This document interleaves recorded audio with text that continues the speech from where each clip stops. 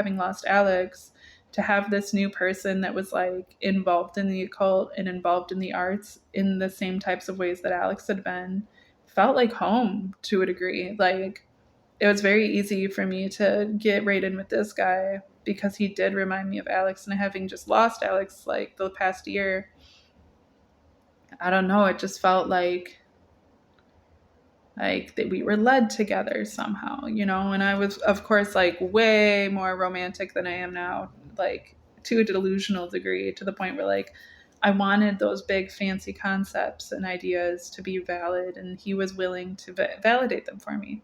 So it seemed perfect, you know. And I don't know, I started getting really dark and stuff, but so much of it was just to impress him, was just to like, I knew theologically the things that I was involving myself in, and I knew the things that I wasn't involving myself in. And he kept saying that too, where he's like, you don't even know the spells you're casting. Like, you don't even understand what it is that you're doing. Which was true to a degree, but at the same time, he also didn't know how much I knew or understood and why I was willing to go the routes that I was willing to go. And I talked about this in some other video too, where like I had this weird, I always had it, but like this weird proclivity towards like Stockholm syndrome type mentality of um, holding my enemies closer than anyone else, you know, and holding um, concepts that I was at enmity with, and things that I found dangerous or toxic to myself closer than anything else, in order to gain power over it, in order to understand it, in order to see myself clearly through it. I had found that, you know, the biggest thing for me was that the appeal of Christianity in the egotistical way, in the way that it was like, you know, oh, well, if you accept Jesus, then everything is perfect and you'll be perfect and you can still be a dirty, rotten sinner, but you'll be able to go to heaven as long as you have Jesus, as long as this other person, you know, them carrying their cross and them being crucified for you and you just being able to say their name, you'll be perfect and you'll be accepted. And like that mindset, like, is something I kind of had been given to a bit. Not as much as this dude, the satanic dude, though, believed that I was. Like, his whole concept was like, that's what Christians are like. So like, I was egotistical, but my ego wasn't fully established in Christianity. In fact, my ego was what kind of kept me questioning Christianity in so many different ways. And you know, it's just, everything for me comes in a duality. Nothing, I'm quite dense. Nothing is as surface as it may seem. Generally speaking, at least. And like the things that seem like they must, like, you just assume like, oh, then this must be super like dense for her. Like, those are the surface things. I confuse people, and I don't intend to do it on purpose. I just have a very complex psychology in these ways. And it's how I learned how to survive, you know. A lot of it is just survival mechanism and the weird life that I lived.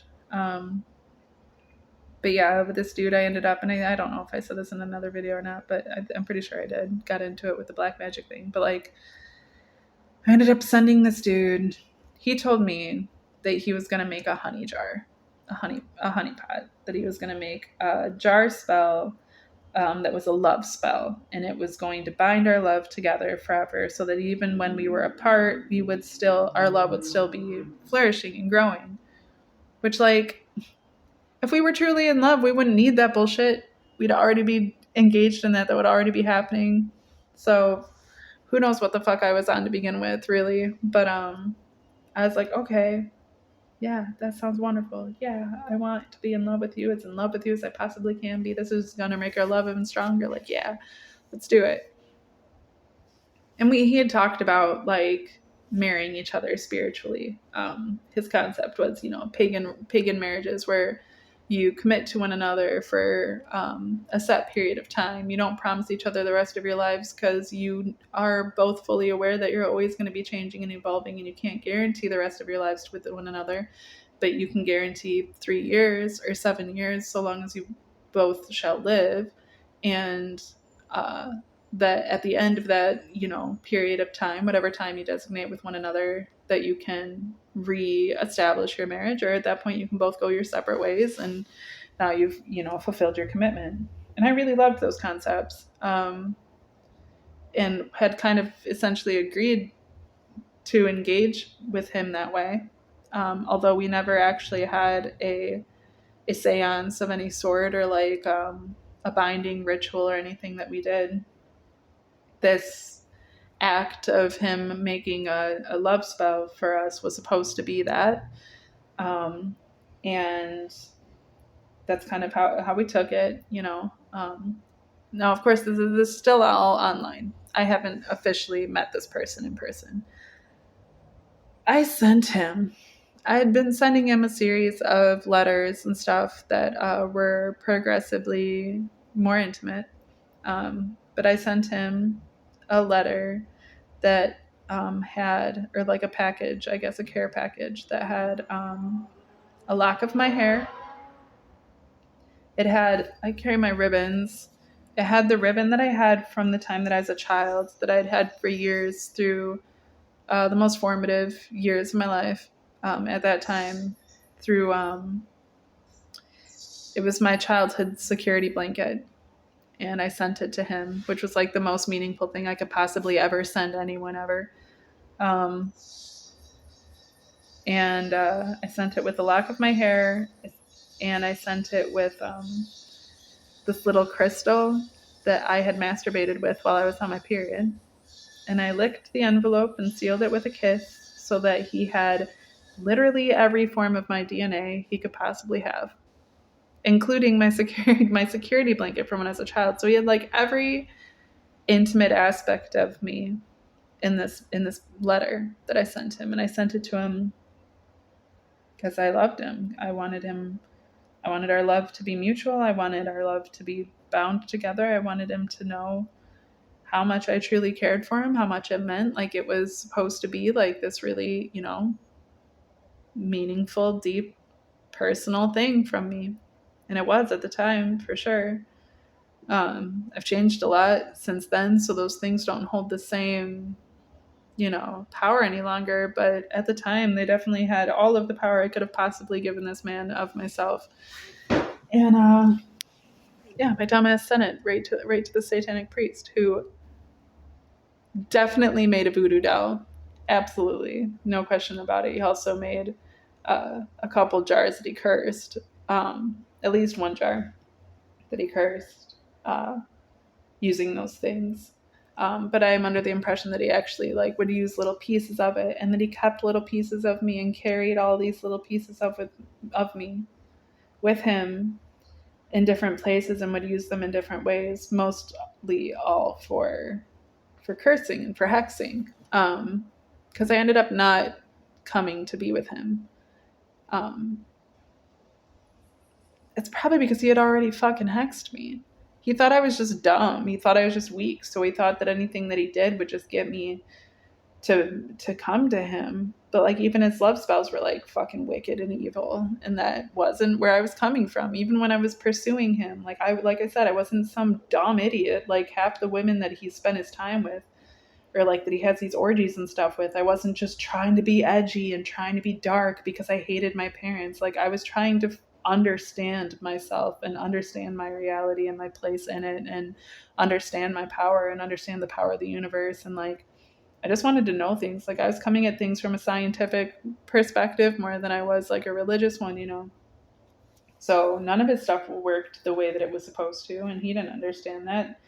So he started getting very mad at me about it, because he felt like he thought this, he's still, even now, because of all the stupid shit he's involved himself with, is convinced that I must be sitting around doing spells right back at him, and that I'm just so much stronger than him. When it's no, you're literally just a fucking moron. You're a doofus. You're a fucking idiot that literally doesn't understand the way these things work, because you don't know yourself.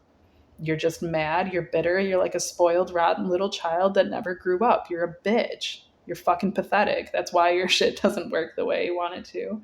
It has nothing to do with me. I myself was pathetic and was my own bitch and was my own stupidity and had got all my own karma from the shit. It's not like I didn't receive energy transference from those things. It just wasn't going to give him the power that he expected it to give him because it was never his fucking power to begin with, right?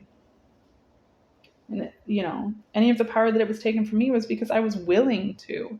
All I had to learn was to stop being so codependent and fucking mentally ill, and suddenly none of that power was getting transferred that way anymore. It's not that complicated.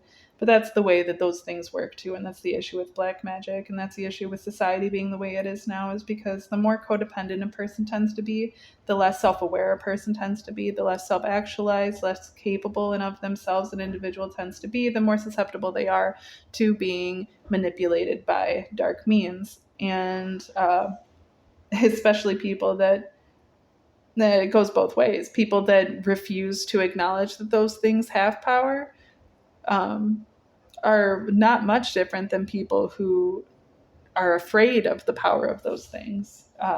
It can affect people just as strongly both ways. The only protection people have against the ill will of others is to be actualized within themselves, is to be true and of themselves, to know themselves truly and to stand in themselves truly.